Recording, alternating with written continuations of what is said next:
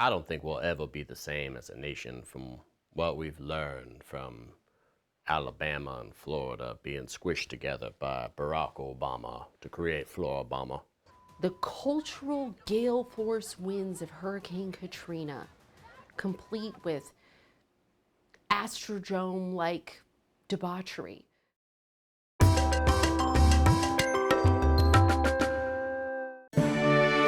Good evening.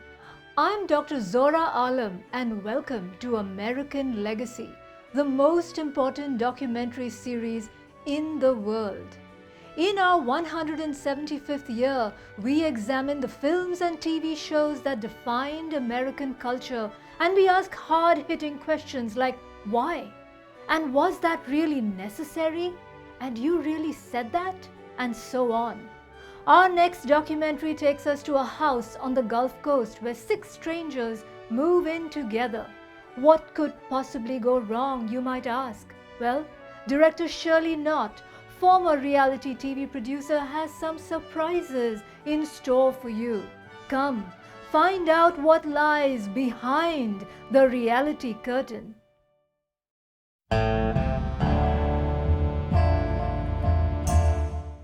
It was a wave of destruction of biblical proportions that lasted over half a decade, when bewildered families huddled in darkened rooms while angry winds shook their homes, when the forms of entertainment they had relied upon were turned against them with a lethal vengeance, when the greed of a few nearly swept away the pillars of everything south of the Mason-Dixon line.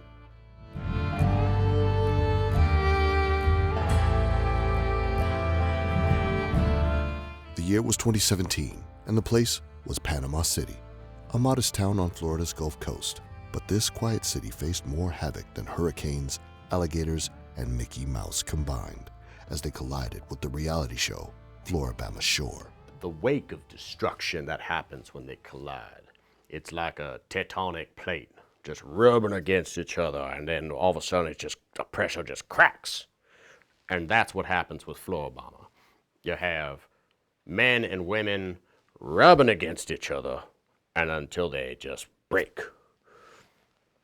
And it would be the worst destruction in the world if they ever got loose. That's why this show is containing them into one solid location where they can be neutralized. Audiences tuned in to a diverse cast of strangers. Courtney, a local to Floribama Shore, stretching out her life for dignity and independence for the first time. Nilsa, a recently divorced 22-year-old with extensive plastic surgery.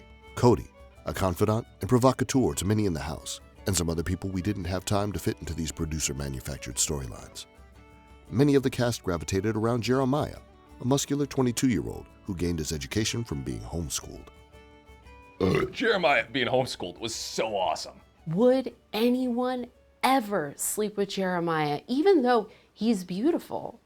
He is deeply, deeply weird and controlling and unpleasant. Also not very bright. But they have gone so far in human existence is to spell every name they can with an I at the end, even if it phonetically makes no sense. It is the height of sophistication. When Courtney got blackout drunk and peed in somebody else's bed, she says it was an accident, but we all know it was a declaration of war. You know, and I think at the end of the day, reality TV is about helping people to feel better about themselves by looking down on someone else. You know, you might think, well, I'm stuck at home during the pandemic, and you know, my kids are not talking to me, and my ex-wife is asking for more money to fix the roof, but at least I'm not peeing on someone else's bed, you know? I wouldn't call it humiliation. I would call it performance art. I believe that she was urinating on the concept of the patriarchy, to go beyond Maslow's hierarchy of needs into just chaotic fluid dispersal. As the Floribama Shore subjects ventured out into the wild, they quickly found conflict as Nilsa began an argument with a romantic interest of Jeremiah's.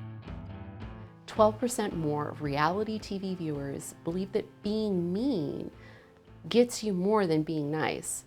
There is no truer example of this than Nelsa. First off, she was gifted with the name of a Disney villain. Nelsa, not Elsa, Nelsa, like an evil version of Frozen. She comes in swinging.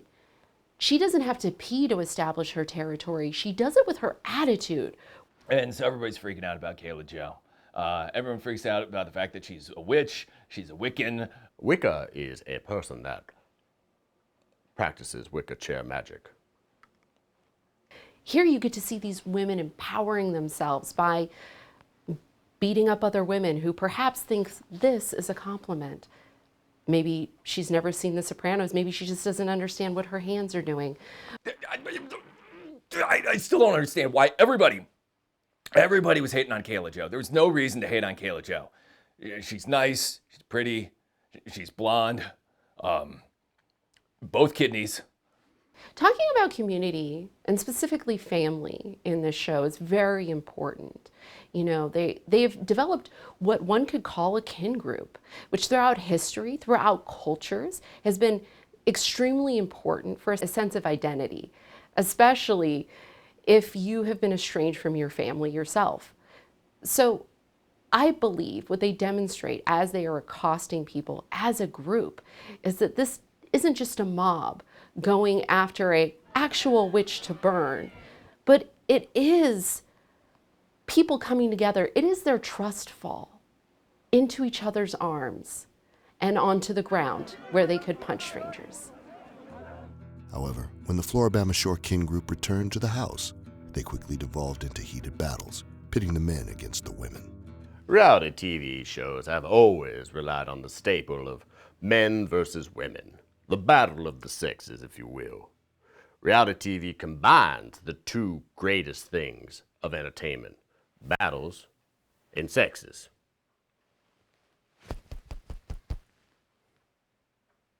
Drama. I think that art imitates life, imitates art, imitates reality television. What is fascinating is you have Kodai.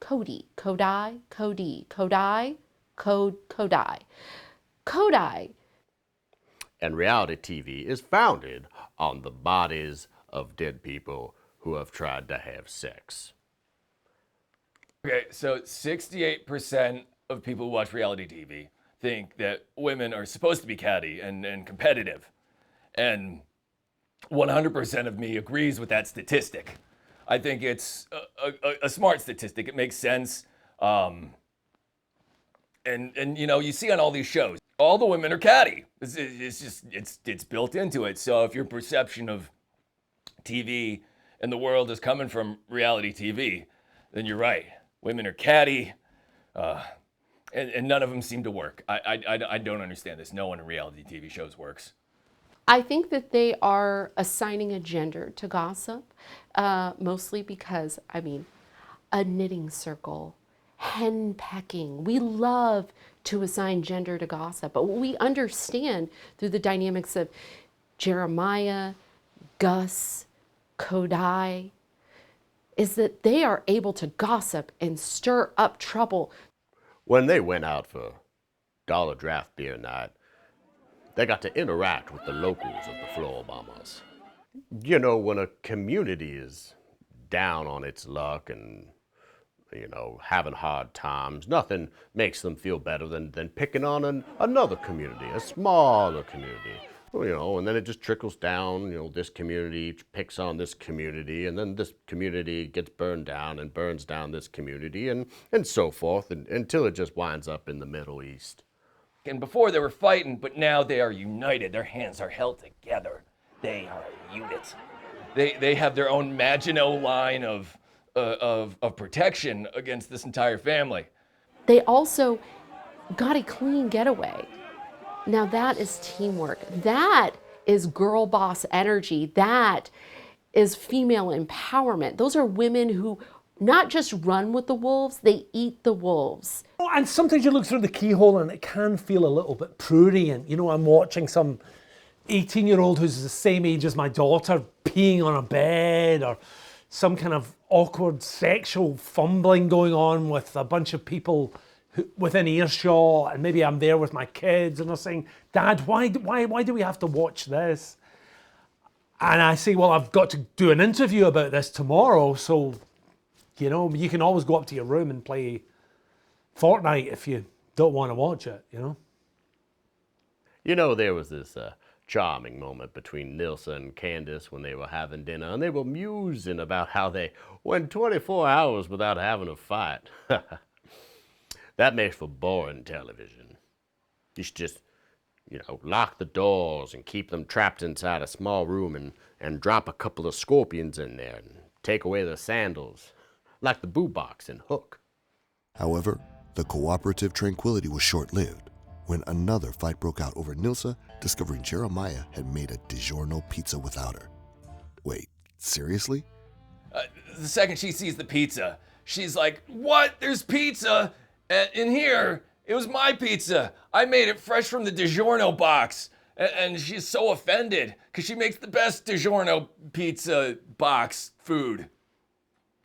Great examples of Gestalt in Floribama Shore is every time Nelsa screams at Jeremiah. Is she screaming at Jeremiah, or is she screaming at the father that maybe didn't give her enough attention? Is she screaming at the ex-husband whom she misses, but not when other men are around?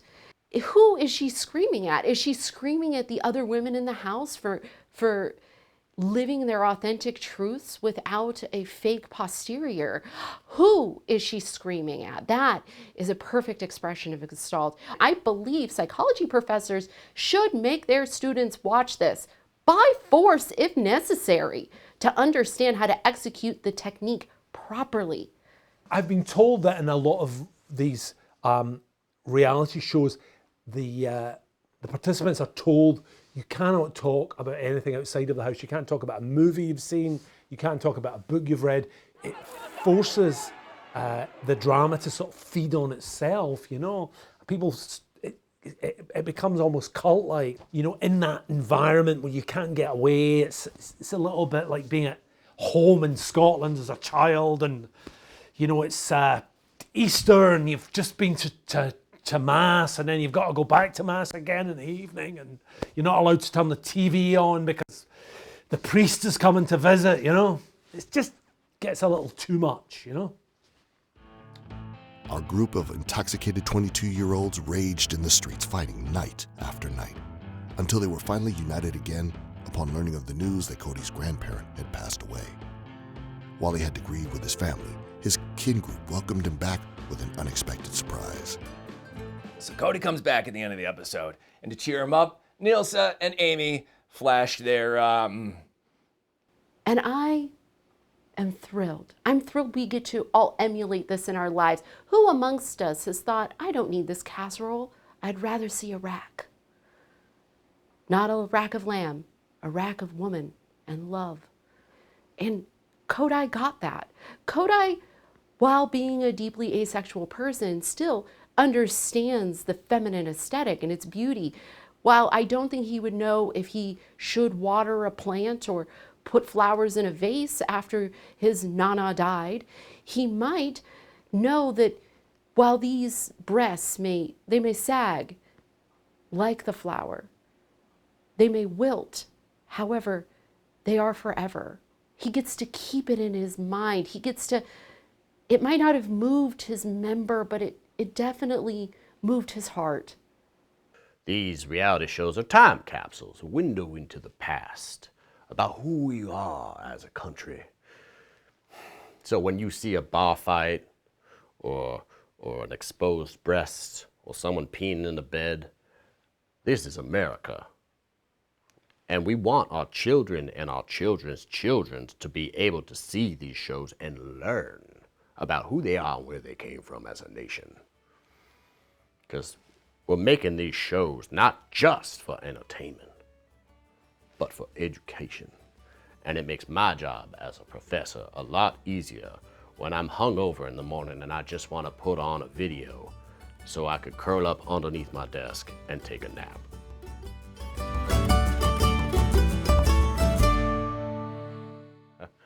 I've gotta be mean. I've gotta be mean. When you kick me down, I don't frown, I just burn your house down. I do karaoke sometimes.